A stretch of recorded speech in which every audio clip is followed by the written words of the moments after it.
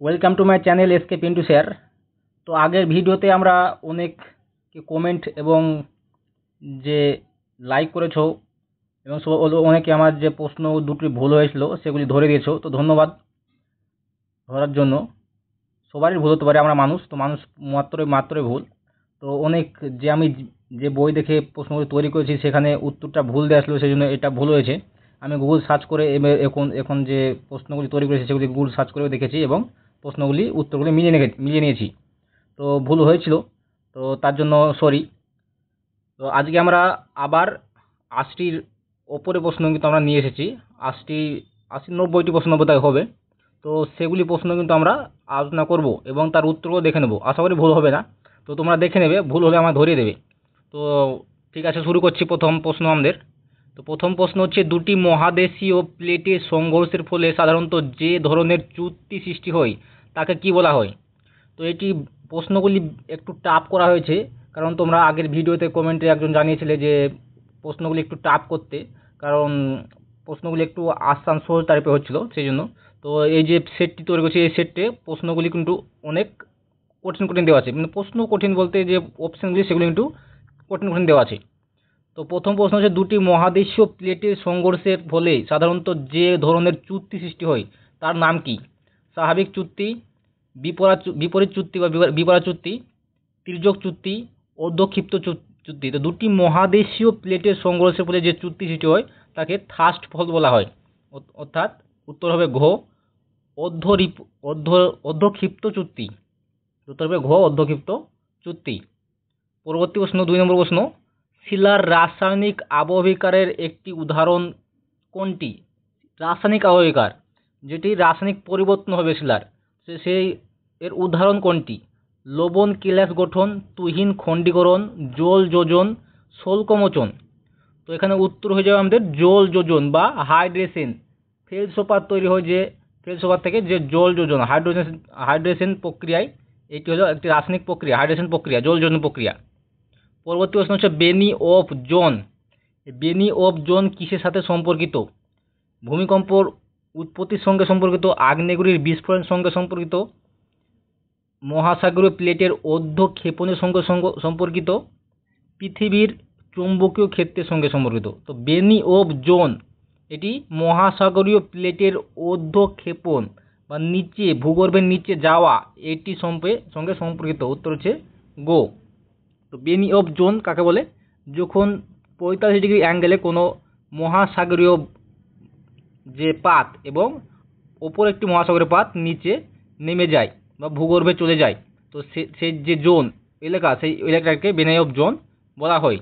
তো এটি হচ্ছে মহাসাগরীয় প্লেটের অর্ধক্ষেপণের সঙ্গে জড়িত এই বেনি অফ জোন। 4 নম্বর প্রশ্ন, কোন আগ্নেয়গিরির লাভা সবচেয়ে সান্দ্র বা বেশি সান্দ্র হয়ে থাকে? সান্দ্র মানে আঠালো হয়ে থাকে। তো কোন আগ্নেয়গিরির লাভা? ঢাল আগ্নেয়গিরি লাভা, যৌগিক আগ্নেয়গিরি, ফাটল আগ্নেয়গিরি, শিল্ড আগ্নেয়গিরি। তো সান্দ্র হয়ে থাকে যৌগিক আগ্নেয়গিরি। উত্তর খ, যৌগিক আগ্নেয়গিরি। স্ট্র্যাটোভলক্যানো, যেটা বলা হয় স্ট্র্যাটোভলক্যানো বা যৌগিক আগ্নেয়গিরি। তো উত্তর হবে এখানে খ, যৌগিক আগ্নেয়গিরি। ভালো লাগলে আমাদের চ্যানেলটিকে সাবস্ক্রাইব করে দেবে এবং ভিডিওটা একটি লাইক করে দেবে। লাইক করলে কি হয়, আমাদের ভিউটা একটু বেশি আসে এবং অনেকে দেখতে পায়। সাথে সাথে একটু শেয়ারও করে দেবে, যাতে অন্য সবাই এই প্রশ্নগুলি দেখতে পারে। পরবর্তী প্রশ্ন, 5 নম্বর প্রশ্ন, সাবডাকশন জোন। এই সাবডাকশন জোন কি? যেখানে দুটি প্লেট একে অপরের থেকে দূরে সরে যায়, যেখানে একটি মহাসাগরীয় প্লেট অন্য প্লেটের নিচে চলে যায়, যেখানে দুটি প্লেট একে অপরের সমান্তরালে চলে, যেখানে দুটি ভূত্বক গঠিত হয়। তো সাবডাকশন জোন কোথায় হয়? যেখানে একটি মহাসাগরের প্লেট আর একটি মহাসাগরের নিচে চলে যায়, তখন তাকে সাবডাকশন জোন বলা হয়। তো উত্তর হবে খ, সাবডাকশন জোন হচ্ছে যখন একটি মহাসাগরীয় প্লেট অন্য একটি মহাসাগরীয় প্লেটের নিচে চলে যাবে। পরবর্তী প্রশ্ন, নদীর পুনর্জীবন লাভের একটি প্রধান কারণ কি? নদীর পুনর্জীবন লাভের একটি প্রধান কারণ কি? পুনর্জীবন লাভের ফলে নদী আবার ক্ষয়কার্য শুরু করে।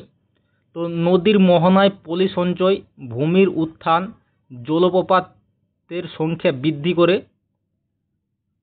বৃদ্ধির জন্য হয় এটা। তারপরে হচ্ছে অববাহিকার আয়তন বৃদ্ধির জন্য হয়। নদীর পুনর্জীবন লাভের একটি প্রধান কারণ হচ্ছে ভূমির উত্থান। এটা আগের সেটে ছিল, তো এটি একটু দেখে নেবে যে ভূমির উত্থান, কোনো ভূমির উত্থান হলে সে নদী পুনর্জীবন আবার লাভ করে, ক্ষয়কার্য আবার শুরু করে।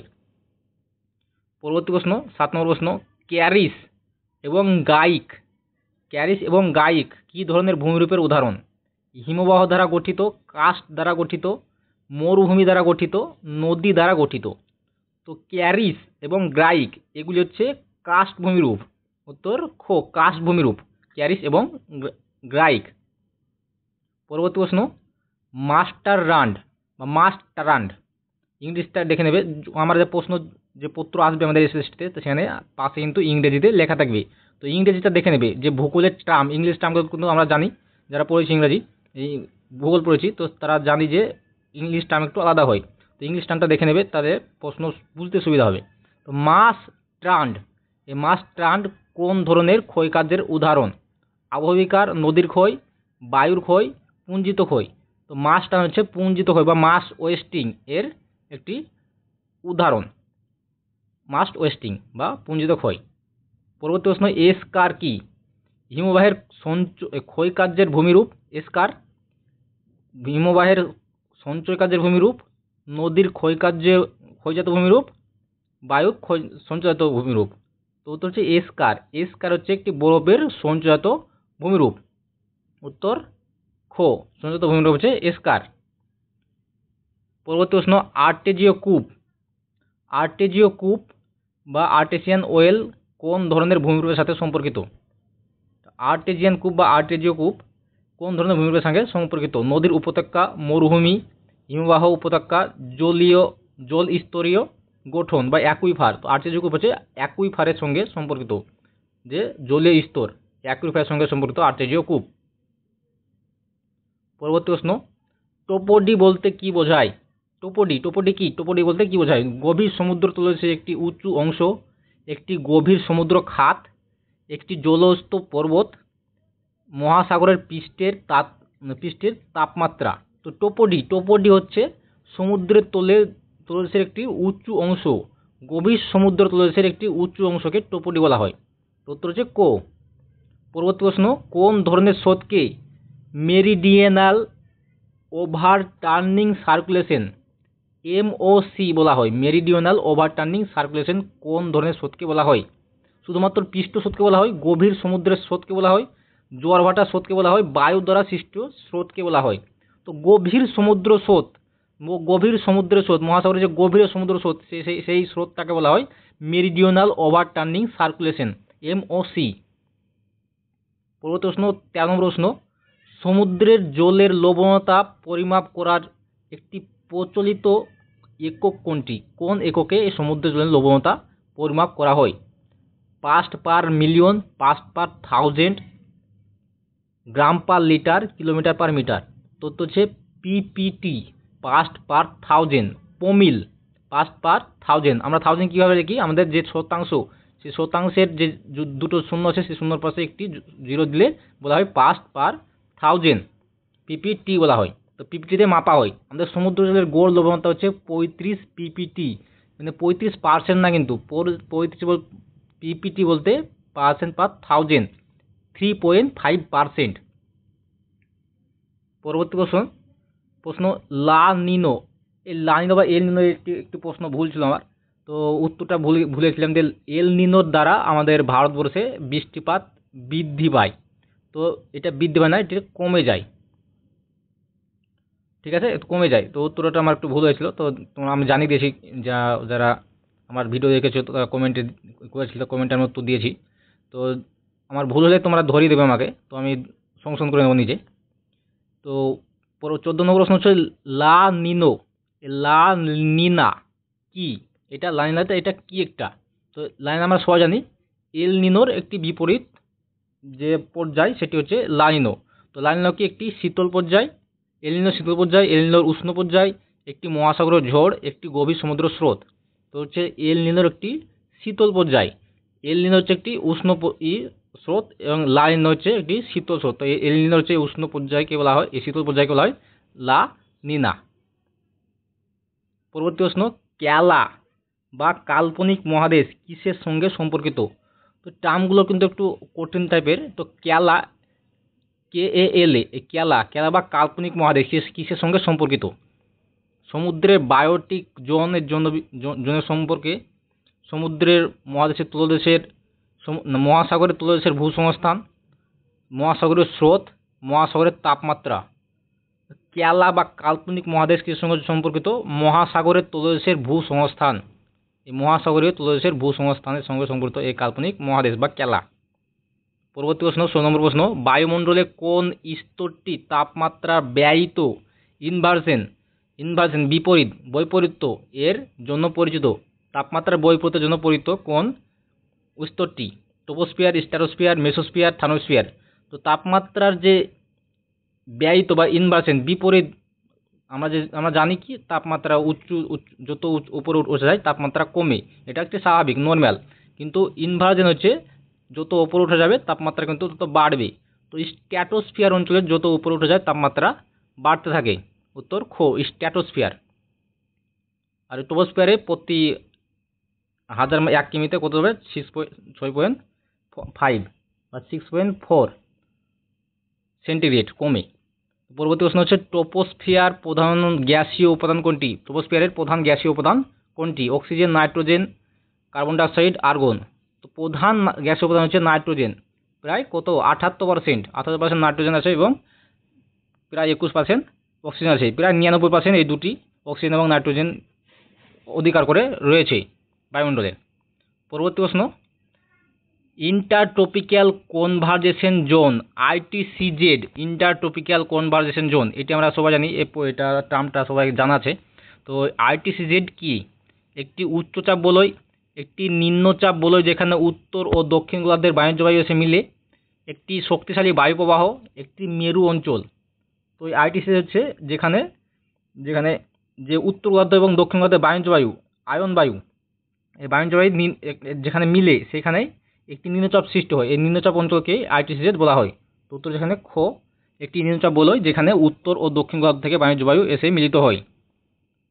পরবর্তী প্রশ্ন, সাইক্লোন এবং অ্যান্টিসাইক্লোন এর প্রধান পার্থক্য কি? সাইক্লোনের মধ্যে এবং অ্যান্টিসাইক্লোনের মধ্যে, ঘূর্ণিবাদ এবং প্রতি ঘূর্ণিবাদ, তো এর মধ্যে প্রধান পার্থক্য কি? সাইক্লোন একটি উচ্চচাপ অঞ্চল, অ্যান্টিসাইক্লোন একটি নিম্নচাপ অঞ্চল। সাইক্লোন একটি নিম্নচাপ অঞ্চল, অ্যান্টিসাইক্লোন একটি উচ্চচাপ অঞ্চল। সাইক্লোন একটি শান্ত এবং অ্যান্টিসাইক্লোন একটি ঝোড়ো অঞ্চল। সাইক্লোন উষ্ণ এবং অ্যান্টিসাইক্লোন হচ্ছে শীতল। তো এখানে উত্তর হচ্ছে সাইক্লোন যেটা, সেটি একটি নিম্নচাপ অঞ্চল। ঘূর্ণিবাদ একটি নিম্নচাপ অঞ্চল সৃষ্টি হয়, আর উচ্চচাপ অঞ্চল হচ্ছে অ্যান্টিসাইক্লোন। তো উত্তর হবে এখানে খ, সাইক্লোন একটি নিম্নচাপ অঞ্চল আর অ্যান্টিসাইক্লোন হলো একটি উচ্চচাপ অঞ্চল। তো উত্তর হচ্ছে খ। পরবর্তী প্রশ্ন, এল নিনো এবং লা নিনা কোন মহাদেশীয় জলবায়ুকে সবচেয়ে বেশি প্রভাবিত করে? এল নিনো এবং লা নিনা কোথায় থাকে? আমাদের যে দক্ষিণ প্রশান্ত মহাসাগরে এটি পাওয়া যায়, তৈরি হয় প্রশান্ত মহাসাগরে।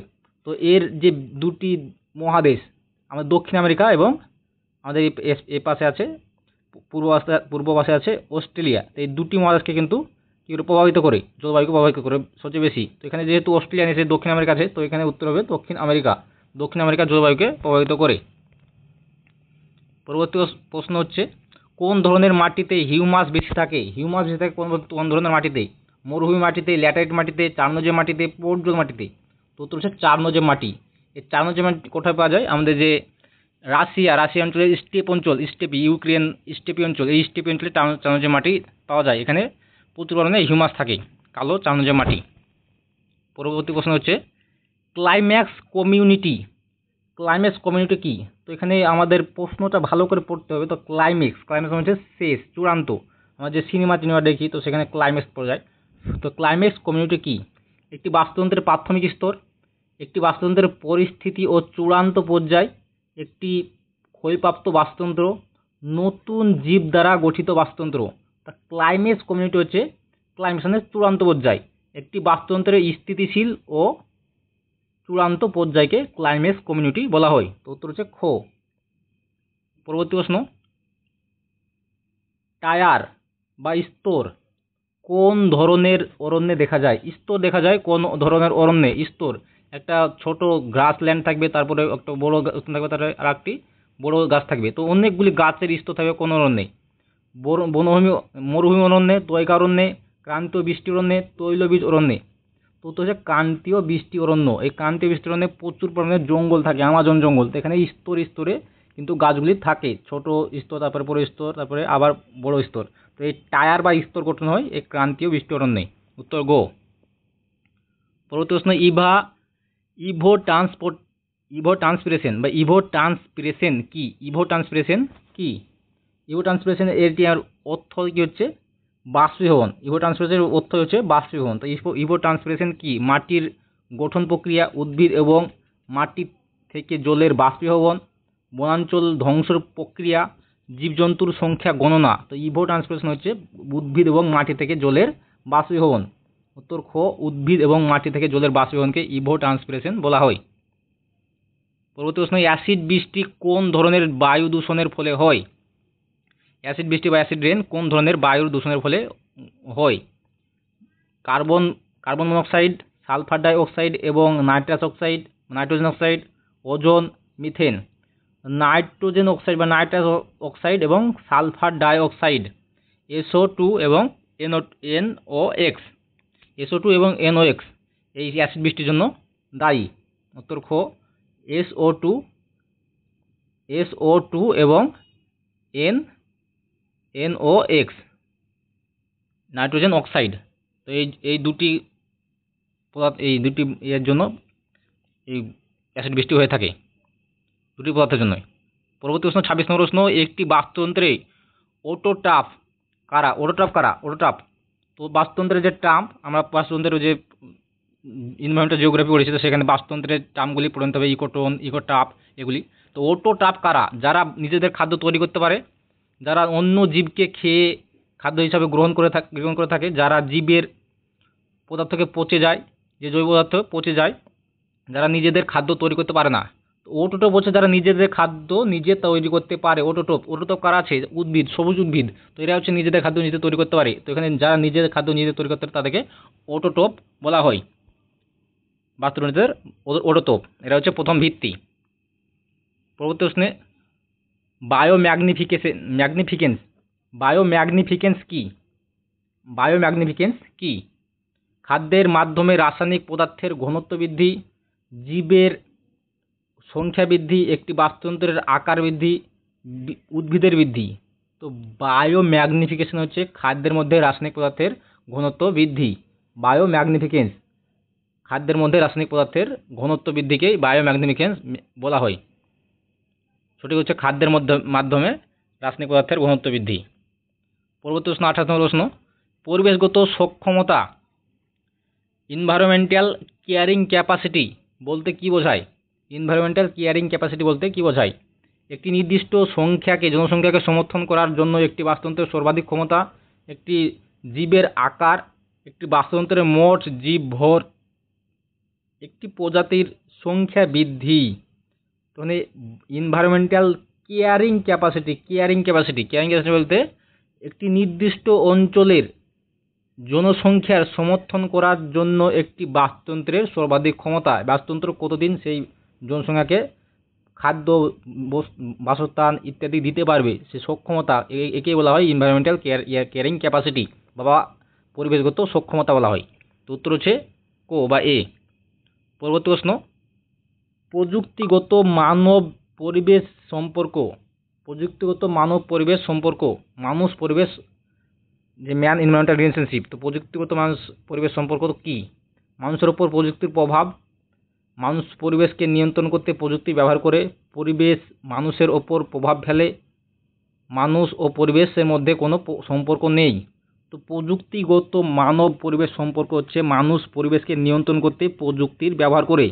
তো নিয়ন্ত্রণ করতে প্রযুক্তি ব্যবহার করে কি করতে পারে? প্রযুক্তি আমাদের পরিবেশকে রক্ষা করতে পারে বা ধ্বংস করতে পারে।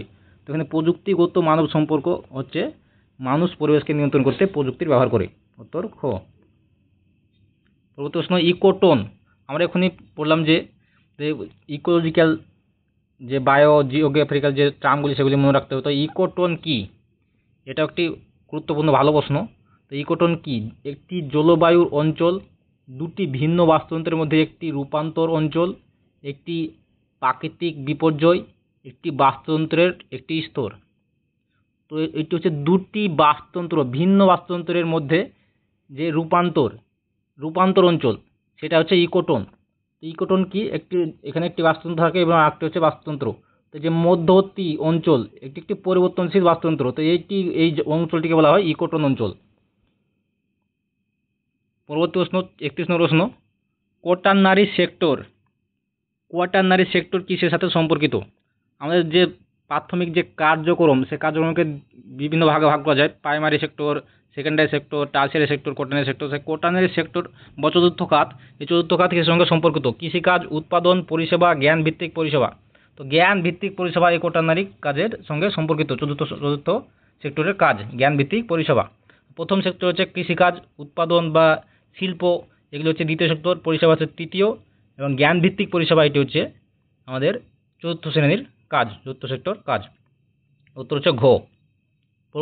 পরবর্তী প্রশ্ন হচ্ছে 32 নম্বর প্রশ্ন, কোন খনিজকে কালো হীরা বলা হয়, ব্ল্যাক ডায়মন্ড বলা হয়? পেট্রোলিয়াম, কয়লা, প্রাকৃতিক গ্যাস, আকরিক লোহা। তো কয়লাকে বলা হয় কালো হিরে। উত্তর খ, ব্ল্যাক ডায়মন্ড। পরবর্তী প্রশ্ন, ইস্পাত উৎপাদনে ভারতের কোন রাজ্য শীর্ষস্থানে রয়েছে? ইস্পাত উৎপাদনে ভারতের শীর্ষস্থানে কোন রাজ্য রয়েছে? ঝাড়খণ্ড, ওড়িশা, ছত্তিশগড়, পশ্চিমবঙ্গ। তো ওড়িশা রয়েছে, ছত্তিশগড় রয়েছে প্রথমে, ছত্তিশগড়ের ভিলাই বৃহত্তম ইস্পাত কারখানা, ছত্তিশগড়। পরবর্তী প্রশ্ন, শ্রম কি ধরনের সম্পদ? প্রাকৃতিক সম্পদ, সাংস্কৃতিক সম্পদ, মানব সম্পদ, অর্থনৈতিক সম্পদ। শ্রম হচ্ছে মানব সম্পদ, মানুষের সম্পদ, এটা হচ্ছে শ্রম সম্পদ, মানব সম্পদ। তো পরবর্তী প্রশ্ন, সৌরশক্তি কি ধরনের শক্তি? প্রচলিত শক্তি, অপ্রচলিত শক্তি, জীবাশ্ম জ্বালানি ও বনায়নযোগ্য শক্তি। তো সৌরশক্তি হচ্ছে সবসময় এটি অপ্রচলিত, এখন কোনো প্রচলিত হয়নি, অপ্রচলিত শক্তি হচ্ছে সৌরশক্তি। পরবর্তী প্রশ্ন, জনসংখ্যার গতিবিদ্যা বা পপুলেশন ডাইনামিক কিসের অধ্যয়ন করে? জনসংখ্যার গতিবিদ্যা কিসের অধ্যয়ন করে? জনসংখ্যার কাঠামো, জনসংখ্যার পরিবর্তন, বৃদ্ধি এবং বিতরণ, শুধুমাত্র জনসংখ্যার আকার, জনসংখ্যার পেশা। পপুলেশন ডাইনামিক কিসের সঙ্গে অধ্যয়ন করে? জনসংখ্যার পরিবর্তন, বৃদ্ধি এবং বিতরণ, জনসংখ্যার বিস্তৃতি, এগুলি সব সম্পর্কে এই জনসংখ্যার গতিবিদ্যা আলোচনা করে বা পপুলেশন ডাইনামিক আলোচনা করে। পরবর্তী প্রশ্ন, একটি দেশের লিঙ্গ অনুপাত, সেক্স রেশিও কি? মোট জনসংখ্যা প্রতি 1000 জন পুরুষের বিপরীত মহিলার সংখ্যা, প্রতি 1000 জন মহিলার বিপরীত পুরুষের সংখ্যা, বয়স্ক ও তরুণের জনসংখ্যার অনুপাত। লিঙ্গ অনুপাত হচ্ছে প্রতি 1000 পুরুষে মহিলার অনুপাত, প্রতি 1000 পুরুষে পুরুষের বিপরীতে মহিলার সংখ্যা হচ্ছে লিঙ্গ অনুপাত। তো এই লিঙ্গ অনুপাত সবচেয়ে বেশি কোন রাজ্যে আছে? আমাদের লিঙ্গ অনুপাত সবচেয়ে বেশি আছে কোথায়? পুরুষের সবচেয়ে বেশি বলতে কোথায় আছে সবচেয়ে বেশি মহিলা প্রতি 1000 জনে? কেরালায়। এবং সবচেয়ে কম আছে আমাদের হরিয়ানায়। পরবর্তী প্রশ্ন, ব্রেন ড্রেন কি? তো ব্রেন ড্রেন এটা কি? এটা হচ্ছে একটি অপশন আমরা চলে যাই। তো উন্নত দেশের দক্ষ জনশক্তির অভাব, উন্নত দেশ থেকে দক্ষ জনশক্তি উন্নত দেশের স্থানান্তর, উন্নত দেশ থেকে অনুন্নত দেশে স্থানান্তর, সব ধরনের স্থানান্তর হওয়া। ব্রেন ড্রেন হচ্ছে একটা উন্নয়নশীল দেশ থেকে উন্নত দেশে চলে যাওয়া। মানুষের যে একটা দক্ষ শ্রমিক যখন অন্য দেশে চলে যায়, উন্নত দেশে চলে যায়, তখন সেখানে কার্যকারিতা বৃদ্ধি পায় সে দেশের। তো অনুন্নত দেশ থেকে দক্ষ জনশক্তি উন্নত দেশের স্থানান্তর, এটা হচ্ছে ব্রেন ড্রেন। নগর পল্লী স্থানান্তর বা রুরাল আরবান মাইগ্রেশন এর একটি প্রধান কারণ কি? যে গ্রাম থেকে শহরের দিকে যাচ্ছে লোকজন যাচ্ছে বা স্থানান্তর হচ্ছে, মাইগ্রেশন হচ্ছে, এর প্রধান কারণ কি? গ্রামে লভ্য স্বাস্থ্য রয়েছে, শহরে উন্নত জীবনযাপন সুযোগ এবং কাজের সুযোগ রয়েছে, গ্রামের পরিষ্কার বাতাস রয়েছে, গ্রামের কম জনসংখ্যা।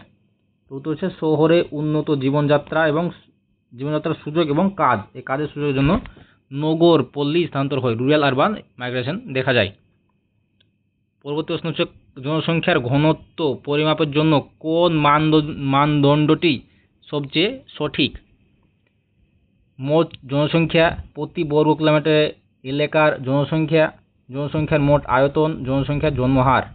তো উত্তর হচ্ছে জনসংখ্যার ঘনত্ব। আমরা জানি কত, প্রতি 1000 বর্গ কিলোমিটারে যে এলাকা, সেই এলাকার জনসংখ্যাকে হচ্ছে জনসংখ্যার বা ঘনত্ব। তো প্রতি 1000-এ আমাদের যে জনঘনত্ব সবচেয়ে বেশি কোন রাজ্যে? বিহার রাজ্যে জনঘনত্ব সবচেয়ে বেশি, আর জনঘনত্ব সবচেয়ে কম হচ্ছে অরুণাচল প্রদেশে। পরবর্তী প্রশ্ন, ভারতের কোন রাজ্যে পশ্চিমী ঝঞ্ঝা ওয়েস্টার্ন ডিস্ট্রিবিউশন বা ডিস্টারবেন্স, এই ওয়েস্টার্ন ডিস্টারবেন্স বা পশ্চিম ঝঞ্ঝা থেকে বৃষ্টিপাত হয়? এই পশ্চিমী ঝঞ্ঝা কোথা থেকে আসে? ভূমধ্যসাগরীয় অঞ্চল থেকে এই পশ্চিম ঝঞ্ঝা আসে শীতকালে, এবং শীতকালে বৃষ্টিপাত ঘটে যে উত্তর পশ্চিম যে রাজ্যগুলি সেগুলিতে। তো তামিলনাড়ু, পশ্চিমবঙ্গ, পাঞ্জাব, গুজরাট, এখানে গুজরাট হতো, মানে একটু ভুল হয়েছে, গুজরাট। তো উত্তর এখানে হয়ে পাঞ্জাব, পশ্চিম উত্তর পশ্চিম ভারত অঞ্চল, পাঞ্জাব, দিল্লি, হরিয়ানা, আমাদের জম্মু কাশ্মীর, এগুলিতে এই পশ্চিম ঝঞ্ঝার ফলে ওয়েস্টার্ন ডিস্টারবেন্সের ফলে বৃষ্টিপাত হয় শীতকালে। পরবর্তী প্রশ্ন, কোন গ্যাসটি গ্রিন হাউস গ্যাস নয়? Carbon dioxide, methane, nitrous oxide, oxygen. তো অক্সিজেন গ্রিন হাউস গ্যাস নয়। গ্রিন হাউস গ্যাস কোনগুলি? যেগুলি পৃথিবীতে যে সৌরশক্তি, সে সূর্যের যে তাপ সেগুলি শোষণ করে থাকে এবং তাপ পৃথিবীর উষ্ণতা বৃদ্ধি করে। তো এই গ্যাসগুলিকে বলা হয় গ্রিন হাউস গ্যাস। তো অক্সিজেন কোনো তাপমাত্রা ধরে রাখে না এবং পৃথিবীর যে উষ্ণতা বৃদ্ধিতে এর কোনো হাত নেই। তো এই অক্সিজেন হচ্ছে গ্রিন হাউস গ্যাস, এটি নয়। Carbon dioxide, methane gas, nitrous gas, nitrous oxide, এগুলি হচ্ছে গ্রিন হাউস গ্যাস। এখানে নাইট্রোজেন কিন্তু গ্রিন হাউস গ্যাস নয়। পরবর্তী প্রশ্ন, ভূগোলের কোন শাখা মানুষের সাথে পরিবেশের সম্পর্ক আলোচনা করে? প্রাকৃতিক ভূগোল, মানব ভূগোল, অর্থনৈতিক ভূগোল, সামাজিক ভূগোল। তো প্রকৃতির সাথে মানুষের সাথে যে প্রকৃতির সম্পর্ক আলোচনা করে মানব ভূগোলে। উত্তর খ, মানব ভূগোলে এটি আলোচনা করা হয়। পরবর্তী প্রশ্ন, পৃথিবীর নিরক্ষরেখার দৈর্ঘ্য কত কিলোমিটার? নিরক্ষরেখার দৈর্ঘ্য কত কিলোমিটার? 40,000, 75 কিমি, 36,000 কিমি, 42,000 কিমি, 38,500 কিমি। নিরক্ষরেখার দৈর্ঘ্য হচ্ছে 40,075 কিমি। উত্তর ক, 40,075 কিমি নিরক্ষরেখার দৈর্ঘ্য। এটা মনে রাখবে, 40,075 কিমি। পৃথিবীর নিরক্ষরেখার দৈর্ঘ্য হচ্ছে 40,075 কিমি। পরবর্তী প্রশ্ন, পৃথিবীর কোন স্তরে ভূমিকম্পের উদ্ভব ঘটে? ভূপৃষ্ঠে, ম্যান্টল, অন্তঃকেন্দ্রমণ্ডল, বহিঃকেন্দ্রমণ্ডল। তো ভূমিকম্পের উদ্ভব ঘটে ভূপৃষ্ঠে বা কাস্ট অঞ্চলে, ভূপৃষ্ঠ। পরবর্তী প্রশ্ন, উত্তর হচ্ছে ভূপৃষ্ঠ। তো ভূমিকম্পের উৎসস্থল সাধারণত ভূপৃষ্ঠের বা তার অল্প গভীরে হয়ে থাকে। পরবর্তী প্রশ্ন, ভূগোল শব্দটি উৎপত্তিগত ভাষা কোনটি? কোন ভাষা থেকে ভূগোল শব্দটি এসেছে? ল্যাটিন, ফরাসি, গ্রিক, তারপর হচ্ছে সংস্কৃত। তো গ্রিক শব্দ জিও, গ্রিক শব্দ জিও অর্থ হচ্ছে পৃথিবী এবং গ্রাফি শব্দ হচ্ছে বর্ণনা। এই দুটি শব্দ মিলে জিওগ্রাফি বা ভূগোল উৎপত্তি হয়েছে, এটি গ্রিক শব্দ। পরবর্তী প্রশ্ন হচ্ছে, রিমোট সেন্সিং এর একটি প্রধান সুবিধা কি? রিমোট সেন্সিং এর প্রধান সুবিধা কি? শুধুমাত্র জলভাগ পর্যবেক্ষণ করা যায়, দূরবর্তী ও দুর্গম অঞ্চল থেকে তথ্য সংগ্রহ করা যায়, শুধুমাত্র আবহাওয়া তথ্য পাওয়া যায়, এটি কেবল সামরিক কাজে ব্যবহৃত হয়। রিমোট সেন্সিং দূরবর্তী ও দুর্গম অঞ্চল থেকে তথ্য সংগ্রহ করে। তো রিমোট সেন্সিংয়ের দ্বারা কিন্তু আমরা যে পৃথিবী থেকে অন্য যে গ্রহগুলি আছে, অন্য তারাগুলি আছে, সেগুলি স্টাডি করতে পারি, আকাশগঙ্গার স্টাডি করতে পারি। সেখানে না গিয়ে সেখানটার বর্ণনা, সেটা কেমন হবে, কত তাপমাত্রা হবে, কত গ্যাস রয়েছে, সেগুলি কিন্তু আমরা রিমোট সেন্সিংয়ের মাধ্যমে জানতে পারি।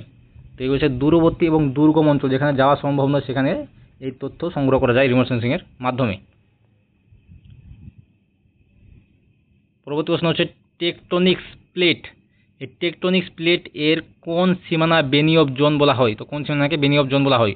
অপসারী পাত সীমানা, অভিসারী পাত সীমানা, নিরপেক্ষ পাত সীমানা, রূপান্তর পাত সীমানা। তো হচ্ছে অভিসারী, কনভার্জেন্ট বাউন্ডারিতে এই বেনি অফ জোন তৈরি হয়। উত্তর হচ্ছে খ, কনভার্জেন্ট বাউন্ডারি বা অভিসারী পাত সীমানায়। পরবর্তী প্রশ্ন, যে ভূমিকম্প তরঙ্গটি শুধুমাত্র কঠিন মাধ্যমে দিয়ে প্রবাহিত হতে পারে তার নাম কি? শুধুমাত্র কঠিন মাধ্যমে প্রবাহিত হতে পারে সেই তরঙ্গটি কোনটি? পি তরঙ্গ, এস তরঙ্গ, এল তরঙ্গ, রিওলিক তরঙ্গ। তো হচ্ছে এস তরঙ্গ, এটি শুধুমাত্র কঠিন মাধ্যমে প্রবাহিত হতে পারে, তরলের মাধ্যমে প্রবাহিত হতে পারে না। স্তরঙ্গ বা সেকেন্ডারি ওয়েভ। পরবর্তী প্রশ্ন, আগ্নেয় শিলায় কোন ধরনের খনিজগুলি সাধারণত অনুপস্থিত থাকে? কোয়ার্টাজ, ফেল্ডস্পার, মাইকা, হর্নবেল্ট, হ্যালোজেন, সিলিকেট, পললযুক্ত খনিজ এবং জৈব পদার্থ। তো জৈব পদার্থ আগ্নেয় শিলায় থাকতেই পারে না, এবং পললযুক্ত খনিজ, এই খনিজগুলি বা এই যে উত্তর হচ্ছে ঘ, জৈব পদার্থ। তো আগ্নেয় শিলায় জৈব পদার্থ থাকে না, অনুপস্থিত থাকে। পরবর্তী প্রশ্ন হচ্ছে 4 নম্বর প্রশ্ন, কোন প্রক্রিয়ায় শিলার আয়রনের সাথে জল এবং অক্সিজেন অক্সিজেনের মিশ্রণ ঘটে, যার ফলে শিলার রং পরিবর্তন হয়? কোন শিলায় কোন প্রক্রিয়ার মাধ্যমে? তো হাইড্রেশন প্রক্রিয়া, কার্বনেশন প্রক্রিয়া, অক্সিডেশন প্রক্রিয়া, স্যালিনেশন প্রক্রিয়া। তো উত্তর হচ্ছে অক্সিডেশন প্রক্রিয়া। অক্সিজেন এবং জল মিশ্রণ ঘটে এবং আয়রন যে লোহা এর রং পরিবর্তন ঘটে এবং মরচে তৈরি হয়, মরচে পড়ে। এটি অক্সিডেশন প্রক্রিয়ার মাধ্যমে হয়। পরবর্তী প্রশ্ন হচ্ছে, একটি পিলোলাভা কি? পিলোলাভা কি? আগ্নেয়গিরির শঙ্কুতে জমা হওয়া লাভা, জলস্থ আগ্নেয়গিরির অগ্নুৎপাতের ফলে গঠিত লাভা, বায়ুর দ্বারা গঠিত লাভা, হিমবাহের ক্ষয় দ্বারা গঠিত লাভা। তো হচ্ছে জলস্থ আগ্নেয়গিরি, যে সমুদ্রের নিচে যে অগ্নুৎপাত হয়, সেই অগ্নুৎপাতের ফলে গঠিত লাভা হচ্ছে পিলোলাভা। সঠিক হচ্ছে জলস্থ আগ্নেয়গিরির যে অগ্নুৎপাত তার ফলে গঠিত লাভা। পিলোলাভা হলো সেই লাভা যা জলস্থ আগ্নেয়গিরির অগ্নুৎপাতের সময় জল দ্বারা দ্রুত শীতল হওয়ার ফলে বালিশের মতো আকৃতি ধারণ করে, তাকে বলা হয় পিলো। আমরা বালিশের ইংরেজি হচ্ছে পিলোলাভা, এটিকে বলা হয় পিলোলাভা, জলস্থ আগ্নেয়গিরির লাভার ফলে গঠিত হয়। পরবর্তী প্রশ্ন হচ্ছে, নদীর পুনর্জীবন লাভে একটি অপ্রত্যক্ষ কারণ, এটি কারণ নয়, প্রত্যক্ষ কারণ বা কারণ নয় কোনটি? নদীর গতিপথের বাদ দেওয়ার ফলে, সমুদ্রপৃষ্ঠের উচ্চতা বৃদ্ধি, হিমালয়ের উত্থান, নদীর গভীরতা বৃদ্ধি। তো নদীর পুনর্জীবন লাভের একটি অপ্রত্যক্ষ কারণ কেন এটি হয় না? তো কারণ কোনটি? সমুদ্রপৃষ্ঠের উচ্চতা বৃদ্ধি হলে এর পুনর্জীবন লাভের কোনো কারণ নয়। সমুদ্রপৃষ্ঠের উচ্চতা হলে এটি পুনর্জীবন লাভ হবে না, এটি অপ্রত্যক্ষ কারণ বা কারণ নয়। ভূপৃষ্ঠের উচ্চতা যদি বৃদ্ধি হয় তখন সেটা পুনর্জীবন লাভ করবে। তো সমুদ্রজলের উচ্চতা যদি বৃদ্ধি হয় সেখানে কোনো কারণটি নয়, এটি অপ্রত্যক্ষ কারণ। পরবর্তী প্রশ্ন 7 নম্বর প্রশ্ন, বুলডোজার অ্যাকশন কিসের সাথে সম্পর্কিত? বুলডোজার অ্যাকশন বলে যে আমাদের যে এখন উত্তরপ্রদেশে বুলডোজার অ্যাকশন আমাদের যোগে আলোচনা করছে, সেটা ধরি না। তো এখানে হচ্ছে বুলডোজার অ্যাকশন কিসের সঙ্গে সম্পর্কিত? বায়ু প্রবাহ, হিমবাহের ক্ষয়, সমুদ্র তরঙ্গের ক্ষয়, নদীর ক্ষয়। তো বুলডোজার অ্যাকশন হচ্ছে হিমবাহের ক্ষয়। হিমবাহ যখন প্রবাহিত হয় তখন সেখানে নুড়ি, বালি, কাঁকর, বোল্ডার সবগুলি নিয়ে সবকে গুড়িয়ে দিয়ে চলে যায় বুলডোজারের মতো। সেই জন্য এই বুলডোজার অ্যাকশন বলা হয়, এই হিমবাহের ক্ষয়কে বুলডোজার অ্যাকশন বলা হয়। তো এর সঙ্গে সম্পর্কিত এই বুলডোজার অ্যাকশন হিমবাহের ক্ষয়ের সঙ্গে। তো হচ্ছে হিমবাহ ক্ষয়। পরবর্তী প্রশ্ন, প্লায়া কি ধরনের ভূমিরূপের উদাহরণ? তো প্লায়া হচ্ছে একটি হ্রদ। তো প্লায়া কি ধরনের ভূমিরূপের উদাহরণ? নদীর ক্ষয়জাত ভূমিরূপ, হিমবাহের সঞ্চয়জাত ভূমিরূপ, বায়ুর সঞ্চয়জাত ভূমিরূপ, মরুভূমি অঞ্চলের একটি অস্থায়ী লবণাক্ত হ্রদ। এই প্লায়া হ্রদ মরুভূমি অঞ্চলে যখন বৃষ্টিপাত হয় তখন এই ক্ষয় ফলে যে হ্রদ তৈরি হয়, অস্থায়ী লবণাক্ত হ্রদ, এই অস্থায়ী লবণাক্ত হ্রদকে প্লায়া বলা হয় মরুভূমি অঞ্চলে। পরবর্তী প্রশ্ন, ইউ আকৃতির উপত্যকা ইউ শেপ ভ্যালি কিসের কারণে গঠিত হয়? নদী দ্বারা, হিমবাহ দ্বারা, বায়ু দ্বারা, সমুদ্র তরঙ্গ দ্বারা। হিমবাহ দ্বারা ইউ আকৃতির উপত্যকা ইউ শেপ ভ্যালিকে বলা হয় কি ফিওর্ড। তো ফিওর্ড বলা হয়। তো এটি হিমবাহের ক্ষয় দ্বারা গঠিত হয়, ক্ষয়কার্যের ফলে। পরবর্তী প্রশ্ন, স্ট্যাকলাটাইট এবং স্ট্যাগমাইট কিভাবে গঠিত হয়? চুনাপাথরের গুহা, জলের দ্রবণ এবং ক্লাস গঠনের ফলে, আগ্নেয়গিরি লাভার ফলে, নদীর পলল সঞ্চয়ের ফলে, সমুদ্র তরঙ্গের ফলে। তো চুনাপাথরের গুহায় যে জলের দ্রবণ এবং ক্লাসনের ফলে স্ট্যাকলাটাইট হচ্ছে নিচে ঝুলবে, গুহার ছাদ থেকে ঝুলবে। স্ট্যাকলামাইট হচ্ছে নিচে ওপর থেকে উঠবে। এই দুটি জোড়া লেগে যাবে পড়তে তখন সেটাকে বলা হয় পিলার। পরবর্তী প্রশ্ন, থার্মোহেলাইন সার্কুলেশন কিসের সঙ্গে সম্পর্কিত বা কিসের ওপর নির্ভর করে? থার্মোহেলাইন সার্কুলেশন। তো থার্মো এবং হেলাইন এর মধ্যে তোমরা উত্তর কিন্তু খুঁজে পাবে। থার্মো বলতে টেম্পারেচার এবং হেলাইন বলতে স্যালাইন বা লবণ। লবণতা। তো থার্মোভ্যালেন্স সার্কুলেশন কিসের ওপর নির্ভর করে? বায়ুর চাপ এবং বায়ু প্রবাহের ওপর, তাপমাত্রা এবং লবণতা, জোয়ার ভাটা এবং বায়ুর চাপ, সূর্যের বিকিরণ এবং পৃথিবীর ঘূর্ণন। তো তাপমাত্রা এবং লবণতার ওপর নির্ভর করে থার্মোভ্যালেন্স সার্কুলেশন। পরবর্তী প্রশ্ন, কোন ধরনের সামুদ্রিক পরিবেশ নটিক পরিবেশ? নেয়ারিক বা নেটিক পরিবেশ, এই নেটিক পরিবেশ কোনটি? নেটিক নামে কোনটি পরিচিত? নেটিক পরিবেশ মানে নেটিক পরিবেশ আমরা যেটা ফোর্টিক পরিবেশ, ফোর্টিক। তো নেটিক বা ফোর্টিক একই ব্যাপার। তো গভীর সমুদ্র খাদ, মহীসোপান ও মহীঢাল, গভীর সমুদ্রের তলদেশে সমভূমি, মরুভূমি অঞ্চলে বরফ আচ্ছাদিত সমুদ্র, মেরু অঞ্চলে বরফ আচ্ছাদিত সমুদ্র। তো নেটিক অঞ্চল বা ফোর্টিক অঞ্চল হচ্ছে যেখানে জল বলছি, যেখানে আলো পৌঁছায়, সমুদ্রে যেখানে আলো সমুদ্র গভীরে পৌঁছায় সেগুলো হচ্ছে নেটিক অঞ্চল বা ফোর্টিক অঞ্চল। তো এটি হচ্ছে মহীসোপান এবং মহীঢাল। এই মহীসোপান এবং মহীঢালে আমাদের যে সূর্যের আলো সেগুলি পৌঁছায়, এই মহীসোপান এবং মহীঢালকে বলা হয় নেটিক অঞ্চল বা নেটিক পরিবেশ। মহীসোপান এবং মহীঢাল। তো নেটিক জোন হলো মহীসোপান এবং মহীঢালের অঞ্চল সামুদ্রিক পরিবেশ যেখানে সূর্যালোক পৌঁছায় এবং সামুদ্রিক জীবনের প্রাচুর্য রয়েছে, সামুদ্রিক যে জীব সেগুলির প্রাচুর্য রয়েছে এই অঞ্চলে। পরবর্তী প্রশ্ন, সমুদ্রের জলের গড় লবণতা কোন রাসায়নিক উপাদানটি সবচেয়ে বেশি থাকে? আমাদের যে সমুদ্রের যে লবণ, সেই লবণের মধ্যে, সমুদ্র জল লবণের মধ্যে কোন রাসায়নিক দ্রব্যটি বা রাসায়নিক উপাদানটি সবচেয়ে বেশি আছে? Sodium chloride, magnesium chloride, calcium sulphate, potassium chloride. Sodium chloride, এই সোডিয়াম ক্লোরাইড প্রায় কত 78% রয়েছে সোডিয়াম ক্লোরাইড। আমাদের যে সমুদ্রের জলের লবণ, সেই লবণের মধ্যে সোডিয়াম ক্লোরাইড খাদ্য লবণ 78% রয়েছে। পরবর্তী প্রশ্ন, একটি ব্যারিয়ার রিফ কিভাবে একটি উপকূল থেকে আলাদা হয়?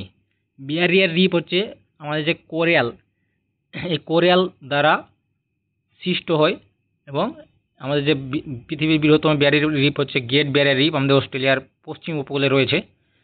তো পূর্ব উপকূলে রয়েছে গ্রেট ব্যারিয়ার রিফ। তো গ্রেট ব্যারিয়ার রিফ হচ্ছে আমাদের পৃথিবীর বৃহত্তম ব্যারিয়ার রিফ। তো এই ব্যারিয়ার রিফ উপকূল থেকে কীভাবে আলাদা হয়ে থাকে?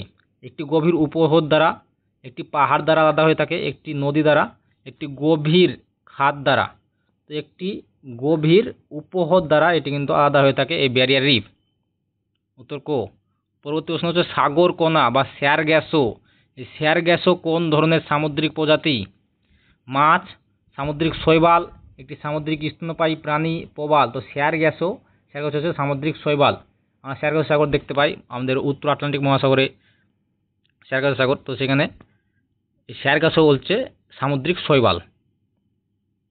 পরবর্তী প্রশ্ন, জলবায়ু বিদ্যা বা ক্লাইমেটোলজি থেকে প্রশ্ন, বায়ুমণ্ডলের কোন স্তরটি মেটিওরিক বা উল্কা পুড়িয়ে দেয়?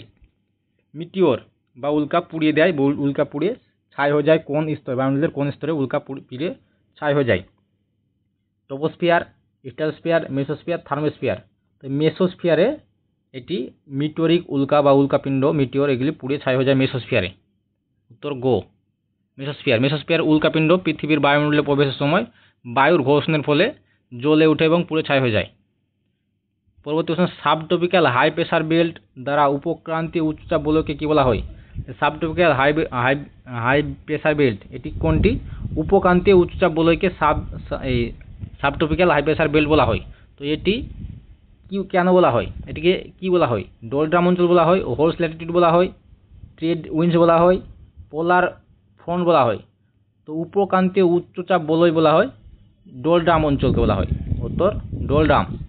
উত্তর কো। সাবট্রপিক্যাল হাই প্রেসার বেল্ট বলা হয় ডোলড্রাম অঞ্চলকে। পরবর্তী প্রশ্ন, তাপমাত্রার ব্যয়িত ইনভার্জেন্স, এই ইনভার্জেন্স বা বৈপরীত্য, তাপমাত্রার বৈপরীত্য উত্তাপ সাধারণত কোন অবস্থায় ঘটে?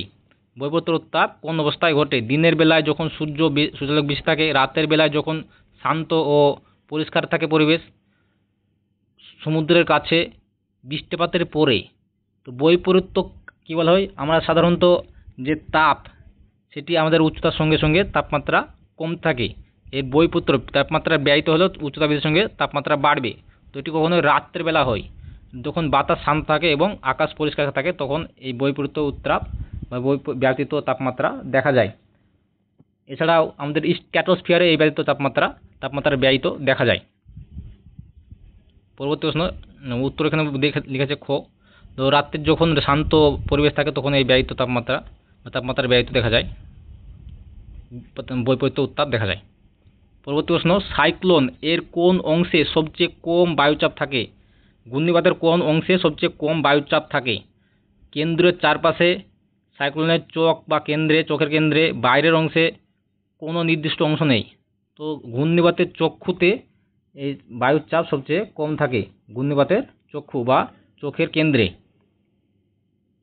20 নম্বর প্রশ্ন, এল নিনো এবং লা নিনা কোন মহাদেশের জলবায়ুকে সবচেয়ে বেশি প্রভাবিত করে? আমি এখানে আরেকটা প্রশ্ন বলে দিলাম যে দুটি দেশ, সেই দুটি মহাদেশের সবচেয়ে বেশি প্রভাবিত করে, একটি হচ্ছে দক্ষিণ আমেরিকা এবং একটি হচ্ছে অস্ট্রেলিয়া। তো এখানে অস্ট্রেলিয়া রয়েছে, উত্তর এখানে অস্ট্রেলিয়া আছে অপশানে, সেহেতু অস্ট্রেলিয়া হবে, এবং যদি দক্ষিণ আমেরিকা থাকতো দুটো হতো, দক্ষিণ আমেরিকা হবে এবং অস্ট্রেলিয়া হবে।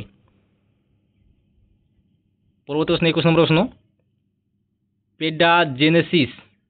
পেডোজেনেসিস বলতে কি বোঝায়? পেডোজেনেসিস, তো এখানে যে প্রশ্নের মধ্যে জানা যাচ্ছে পেডা বলতে মাটির সঙ্গে সম্পর্কিত। তো পেডোজেনেসিস বলতে কি বোঝায়? উদ্ভিদের বৃদ্ধি, প্রাণীর মাইগ্রেশন, মাটি সৃষ্টি এবং গঠন, ভূমিকম্পর উৎপত্তি। তো পেডোজেনেসিস বলতে বোঝায় মাটির সৃষ্টি এবং গঠন। উত্তর গ। পরবর্তী প্রশ্ন, বায়োমের সংজ্ঞা কি? বায়োম কাকে বলে? একটি স্থানের সব জীব, একটি বাস্তুতন্ত্র, একটি বড় ভৌগোলিক অঞ্চল যেখানে উদ্ভিদ ও প্রাণীর জীবন তার জলবায়ুর সাথে সামঞ্জস্যপূর্ণ, একটি শুধুমাত্র গাছপালা। বায়োম হচ্ছে একটি বড় ভৌগোলিক অঞ্চল যেখানে উদ্ভিদ এবং প্রাণীর জীবন তারা জলবায়ুর সঙ্গে সামঞ্জস্যপূর্ণ হিসাবে রয়েছে, একসাথে রয়েছে, সেটা হচ্ছে বায়োম অঞ্চল। উত্তর গো। পরবর্তী প্রশ্ন, সাকুলেন্ট কোন ধরনের উদ্ভিদের পরিবেশে পাওয়া যায়? সাকুলেন্ট উদ্ভিদ যেগুলি কি করে আমাদের যে পরিবেশের সঙ্গে সামঞ্জস্য করে অভিযোজন। এই সাকুলেন্টের একটি শব্দ হচ্ছে অভিযোজন। সাকুলেন্ট ধরনের উদ্ভিদ পরিবেশে পাওয়া যায়, ঠান্ডা জলবায়ুতে পাওয়া যায়, জলযুক্ত অঞ্চলে পাওয়া যায়, শুষ্ক জলবায়ু অঞ্চলে পাওয়া যায়, আর্দ্র জলবায়ু অঞ্চলে পাওয়া যায়। তো শুষ্ক জলবায়ু সাকুলেন্ট, মরু অঞ্চলে এই সাকুলেন্ট ধরনের উদ্ভিদ পাওয়া যায়। শুষ্ক জলবায়ুতে এই সাকুলেন্ট উদ্ভিদ কি করে, তারা যে হালকা তাদের পাতার মধ্যে মোমের একটি আস্তরণ তৈরি করে দেয়। এই সাকুলেন্ট যে উদ্ভিদ, ক্যাকটাস জাতীয় উদ্ভিদ, তাদের মোমের আস্তরণ থাকে বাষ্পীভবনকে রক্ষার জন্য, যে এখানে পাতায় তারা জল সঞ্চয় করে রাখে এবং বাষ্পীভবন কমানোর জন্য মোমের একটি আস্তরণ তৈরি করে। তো এই সাকুলেন্ট ধরনের উদ্ভিদ কোন পরিবেশে দেখা যায়? শুষ্ক জলবায়ু অঞ্চলে দেখা যায়। পরবর্তী প্রশ্ন, সিস্টেম ইকো এনার্জেটিক কিসের ওপর নির্ভর করে? এগুলো একটু কঠিন প্রশ্ন। সিস্টেম ইকো এনার্জেটিক কিসের সঙ্গে নির্ভর করে বা কিসের ওপর নির্ভর করে? শুধুমাত্র খাদ্য জলের উপর, শুধুমাত্র খাদ্য শৃঙ্খল এবং খাদ্য জালের উপর, দুটি হচ্ছে খাদ্য শৃঙ্খল বা খাদ্য জালের উপর, শক্তির প্রবাহের গতির উপর, বাস্তুতন্ত্রের শক্তির প্রবাহের উপর। তো সিস্টেম ইকো এনার্জেটিক কিসের সঙ্গে সম্পর্কিত? শক্তির প্রবাহ। যে শক্তির প্রবাহ সবসময় আমাদের কি একদিকে একমুখী থাকে, এই সম্পর্কে এই সিস্টেম ইকো এনার্জেটিক নির্ভর করে শক্তির প্রবাহের গতির ওপর। আমরা জানি যে বাস্তুতন্ত্রের শক্তির যে প্রবাহ, সেটা সিস্টেম ইকো এনার্জেটিক হলো একটি বাস্তুতন্ত্রের মধ্যে শক্তির প্রবাহের অধ্যয়ন, যেখানে শক্তি এক টপিক থেকে অন্য একটি টপিক স্তরে প্রবাহিত হয়। তো এর সূত্র লিন্ডেম্যান দিয়েছিল, তার 10% সূত্রে একটি টপিক থেকে অন্য টপিকে মাত্র 10% শক্তি প্রবাহিত হয় এবং 90% শক্তি ক্ষয়িত হয়, শোষিত হয়। পরবর্তী প্রশ্ন, এনথ্রোপোজেনিক বলতে কি বোঝায়? এনথ্রোপোজেনিক এটা একটি ভালো টার্ম, জিওগ্রাফিক্যাল টার্ম। তো এনথ্রোপোজেনিক বলতে কি বোঝায়? প্রাকৃতিক কারণে সৃষ্ট কোনো বস্তু, মানুষ দ্বারা সৃষ্ট কোনো বস্তু, প্রাণ দ্বারা সৃষ্ট, ভূতাত্ত্বিক কারণে সৃষ্টি। তো এনথ্রোপোজেনিক হচ্ছে মানুষের দ্বারা সৃষ্ট, কৃত্রিম মানুষ দ্বারা সৃষ্ট, মানুষ দ্বারা যেসব বস্তু সৃষ্টি করেছে সেই সবগুলিকে এনথ্রোপোজেনিক বলা হয়, মানুষ দ্বারা সৃষ্ট যে কোন জিনিস কৃত্রিম জিনিসকে এন্থ্রোপোজেনিক বলা হয়। মানুষ দ্বারা সৃষ্ট, এন্থ্রোপোজেনিক হলো একটি শব্দ যা মানুষ দ্বারা সৃষ্ট কার্যকলাপ এবং তার যে কোনো কিছুকে বোঝায়, যে কোনো কিছু যা যা মানুষ সৃষ্টি করে সব কিছুই কৃত্রিম জিনিসকেই বলা হয় এন্থ্রোপোজেনিক। পরবর্তী প্রশ্ন, ইকোলজিক্যাল সাকসেশন কি?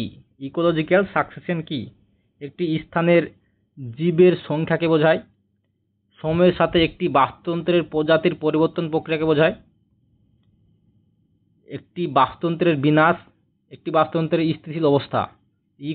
ইকোলজিক্যাল সাকসেশন হচ্ছে সময়ের সাথে একটি বাস্তুতন্ত্রের প্রজাতির পরিবর্তন প্রক্রিয়া, এটি হচ্ছে ইকোলজিক্যাল সাকসেশন। সময়ের সাথে একটি বাস্তুতন্ত্রের প্রজাতির পরিবর্তন প্রক্রিয়াকে ইকোলজিক্যাল সাকসেশন বলা হয়। ইকোলজিক্যাল সাকসেশন হলো একটি নির্দিষ্ট স্থানের সময়ের সাথে একটি জীব সম্প্রদায়ের গঠন এবং প্রজাতির পরিবর্তন। ডেজার্টিফিকেশন কি? মরুভূমির মধ্যে বন সৃষ্টি, শুষ্ক এবং আধা শুষ্ক অঞ্চলে মাটির যে অবক্ষয় সেটি, মরুভূমির আকার হ্রাস, জলবায়ুর পরিবর্তন। তো ডেজার্টিফিকেশন হচ্ছে মরুভূমির আকার বৃদ্ধি, ডেজার্টিফিকেশন। শুষ্ক এবং আধা শুষ্ক অঞ্চলে মাটির অবক্ষয়, এটি হচ্ছে ডেজার্টিফিকেশন। শুষ্ক এবং আধা শুষ্ক অঞ্চলে মাটির অবক্ষয়। ডেজার্টিফিকেশন হলো এমন একটি প্রক্রিয়া যেখানে শুষ্ক এবং আধা শুষ্ক অঞ্চলে মাটির উর্বরতা নষ্ট হয় এবং ধীরে ধীরে কি হয়, মরুভূমিতে রূপান্তরিত হয়। মরুভূমিতে রূপান্তর, এটা হচ্ছে ডেজার্টিফিকেশন।